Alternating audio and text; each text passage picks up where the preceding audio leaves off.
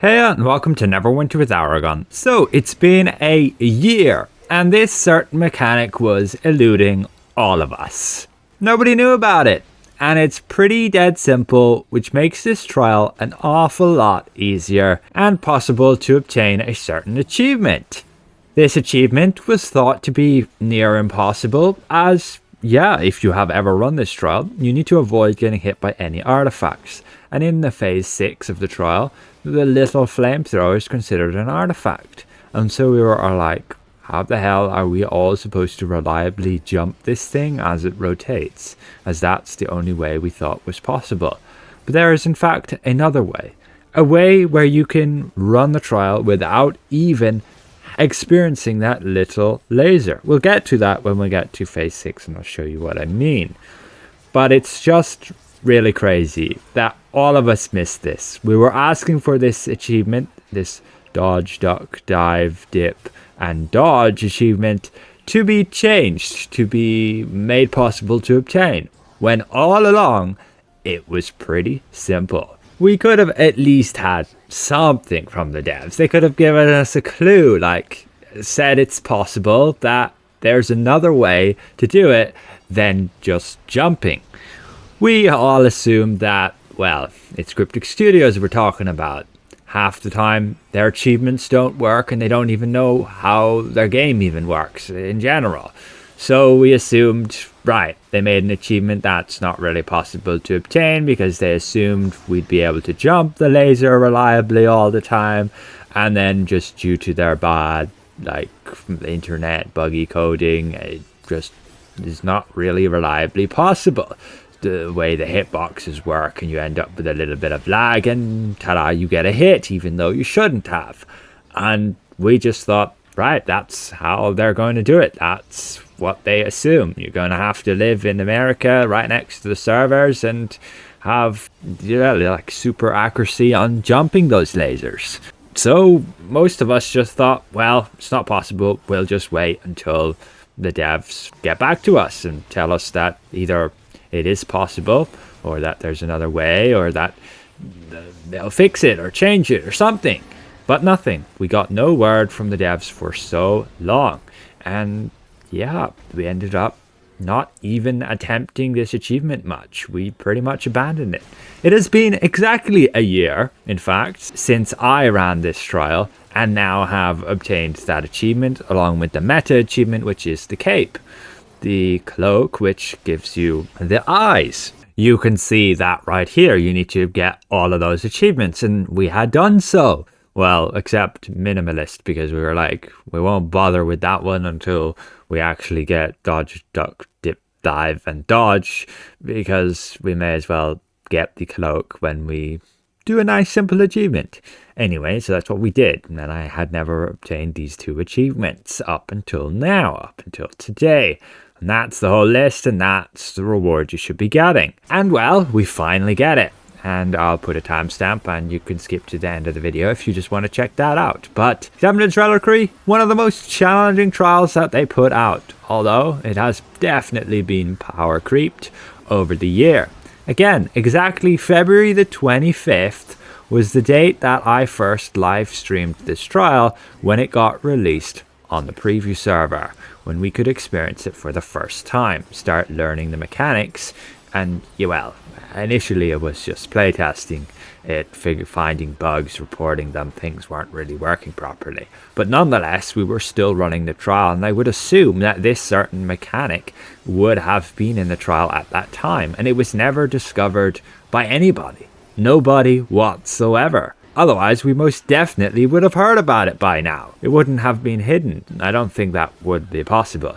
Somebody would have spilled the beans. But ultimately, this trial has been a lot of fun. It has got power creeped a lot, but still, even with all that power creep, this achievement still remained what we thought as impossible until recently, when we started actually experimenting and realizing that there might be another way than just jumping. And there is, in fact, and it does not seem like a bug. It seems pretty intended. So here we're just running the trial as normal, right? Well, there's one thing to note. You may notice that all of us are not running striker companions. If you look a bit closer, you'll also note that none of us are wearing the best in slot mirage weapons. You don't see any of the clones spawning. And this is very important. Whether this is intended by the devs or a bug, but those companions and also the clones triggered by mirage will count to trigger this certain mechanic, which we'll get to a bit later. And so that was just what we were usually running with. If you run with a companion which is unpredictable of where it positions, there was not really any chance you could run into this mechanic by accident. And so it just never happened.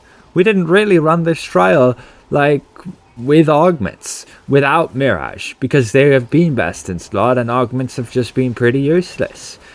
Okay, at the very beginning we did run with defensive augments, but we were still learning, and by the time we were able to see that we could complete the trial without defensive augments, we immediately switched back to striker companions. And nonetheless, healers and tanks were always on striker companions. They didn't need augments, only the damage dealers did for some survivability. And so, yeah, that's the big reason why we never ended up realizing this mechanic and figuring out that that is a thing, that we can do that. So what's going to happen here is we jump to the phase 4, which is very similar to phase 6. You're in this arena and you have these 4 beholders. Take note of the arena. Take note of those circular lines. Those lines are indicative of a mechanic. They are there for a reason. They're not just sitting there for show. Same with the crossed lines, the vertical and horizontal ones. Those are there to somewhat help you avoid mirrors. But the circular lines are also there for a very specific reason. When you stay outside of those lines, you will not trigger the mini flamethrower on phase 6. And you will see that there. However, if you have any entity that enters that big circle that's marked out by, again, those curved lines, you end up with it triggering. And so that's always what was happening. You'd have companions in the middle not getting teleported with you, or they would get teleported but they'd wander into the middle, and you'd end up just failing. Somebody would go into the middle either to get combat advantage against the beholder, or it would just be a companion who'd wander there, and thus we would trigger the mini laser. So nobody knew about this.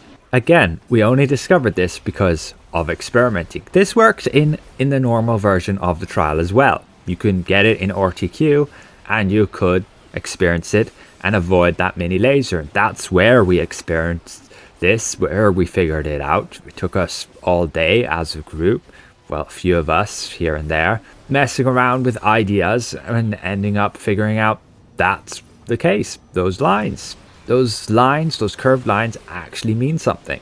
You might question if it's a bug, but that seems a pretty intended feature by creating those lines on the ground and having that mark the radius, the activation radius of a mechanic.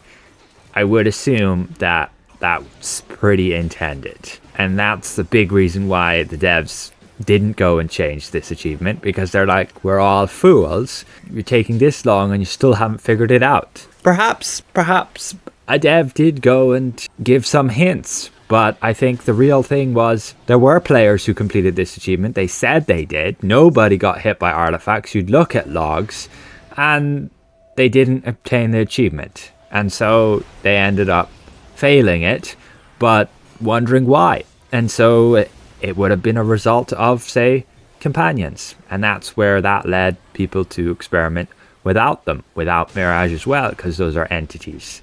So here in the trial, we're getting to that phase 6. We're just playing the mechanics here, avoiding those mirrors as they're considered artifacts. So very important we don't get hit by those. Fairly easy, just move. And there is one mechanic which can be a bit tricky, which is the green line, which will chain 2 players together. This can also be considered an artifact, but here you will see none of us enter the middle at all, and we will not obtain the mini laser. This is phase 6. We're near the end of the trial, and that mini laser, that amazing flamethrower, is still not activated, and that is because we have not across those double lines as you see on the arena there. And that just seems to be intended. It just never activates. You go around, you have all the time in the world. You don't take all that massive amount of extra damage from that laser. And so it makes the trial significantly easier. I remember learning this trial, and for weeks we would wipe endlessly on this phase because we'd all take too much damage. Everybody's just taking all that extra damage from that mini flamethrower and dying. Healers couldn't keep up, tanks were taking too much, and it was just the end.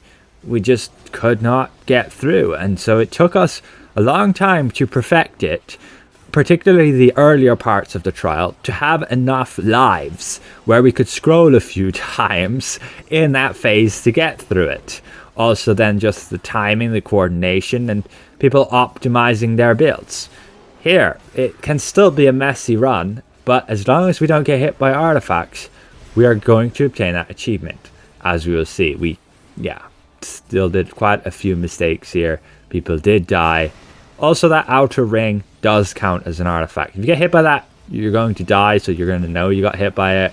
But if you do, that's also going to trigger you can't get this anymore. So all of them in total is mirrors, which is pretty straightforward. Your green tether, the chain, then the big flamethrower and the mini flamethrower. Those are all considered artifacts, and then including the barrier at the end here. So we need to kill it fast enough before somebody gets, let's say, pushed into that barrier. And there we go. GG. We kill Gzemnid and we get our achievement. Dodge, duck, dip, dive, and dodge. Completed.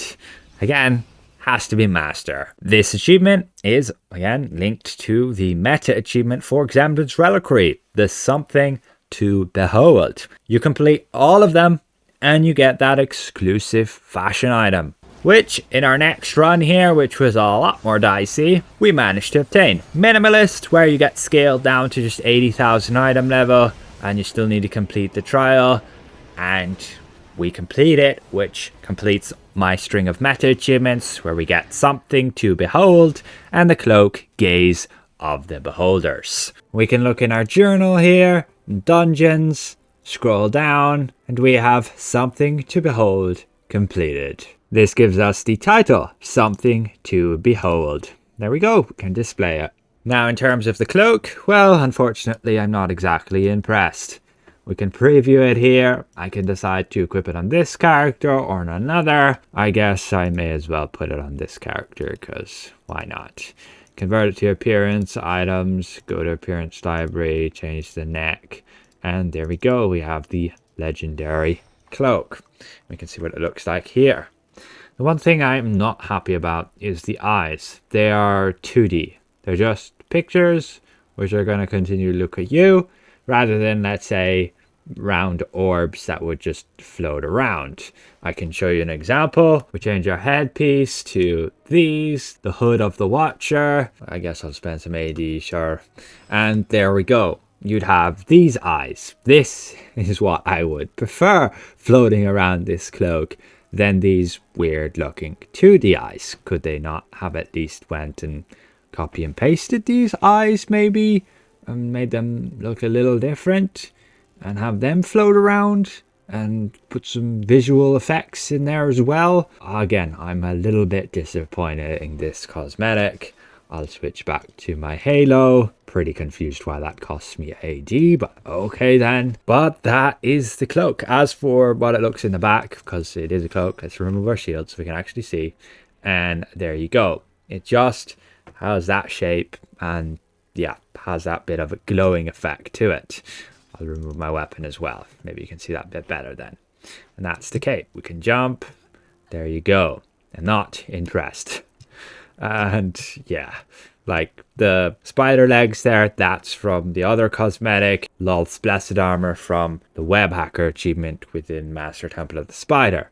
I think that looks really sick. They done a good job on that, even though it is somewhat of a copy and paste of previous ones. They did at least add some purple glow to it, some extra visuals, and did change it up slightly. But still, disappointed in this one. You can let me guys know what you think, but still, it's something you can show off. Not many people are gonna have. It is easier to obtain now than it was before, especially with all the power creep to the trial. But you still gotta complete the trial deathless, which is probably the hardest achievement there is in that trial now. But you can jump in there with augment companions. Make sure you don't summon any entities like, let's say, with mirage weapons, and complete it without even having to deal with the mini laser, which you can see we end up having to deal with here when we run our minimalist run, because we decided to run with support companions. And so they were just sitting in the middle there, triggered the mini laser, that spins around and deals a ton of damage to you. It's a damage dealer that can nearly one-shot you. And so if you have a little bit of other damage from some other mechanic, one of these beholders bursting, a bit of a red area on the ground there, or you've got withering ray on you, or damage over time from one of those blasts, it's so easy to just die here as a squishy damage dealer with that laser going around. So if you can avoid it, that's a massive gain. It's like, even as a tank I get wrecked there, but that's in combination of not getting heals and also a bunch of beholders all attacking me at once. Yeah, healer's gonna be out of heal resource at that point as well. Ultimately, that's that. Had a lot of fun with all of these achievements. You can jump there, do it for yourself. It's just all of these here, and you can find them in your journal if you have not done it already by going to dungeons, going to show available, scrolling down, and you should find something to behold here with those list of achievements, and you can find which ones you've already done and not done. Again, out of all of these, I would say perfection, having to complete it deathless, is probably the hardest now. So a massive thank you to all of these guys for running with me, for inviting me to the group, and yeah, just sticking to it and giving us all the time to figure it out and actually get it done. Thank you for watching, and we'll see you guys around. Until next time, goodbye for now.